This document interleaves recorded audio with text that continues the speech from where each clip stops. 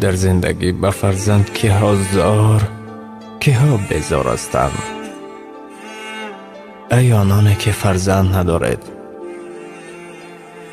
دوره های حضرت موسی زنی نزد موسی می آید. ای موسی، تو که با خداوند در گفتگو هستی، بپرس که در تقدیر من فرزند هست یا نه. هنگامی که حضرت موسی پرسان می شوند، بر اون زن بگوی که در تقدیرش فرزند نیست. زن دوباره به نزد موسی می آید و حضرت موسی می گوید به او: ای زن، در تقدیرت فرزند نیست. بنابراین زن چیزی نگفته سرش را خم کرده می رود. در بین چند سال می گذرد. روز حضرت موسی از کوچه گذر می شوند. ناگه زن را می بیند در اطرافش دو طفل بازی دارد. حیران می شود: خدایا، آخر تو که گفتی در تقدیرش فرزند نیست، اما صاحب دو فرزند شده است. بعداً آنچنان دستش را برداشت، آنچنان دعا کرد که دست برداشته را من خالی بر نگرداندم. اما تقدیر جنبان هم هست. بنابراین در زندگی ناامید نشوید، زیرا ناامید شیطان است.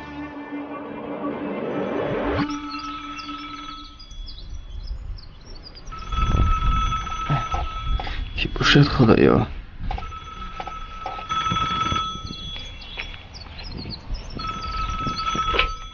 لبه گوش میکنم. اما کی سایود شودیو ندهید، شودیو نه، پیسر دور شدید، پیسر. چی؟ پیسر؟ خدایا شکر، شکر خدا را، شکر خدا را.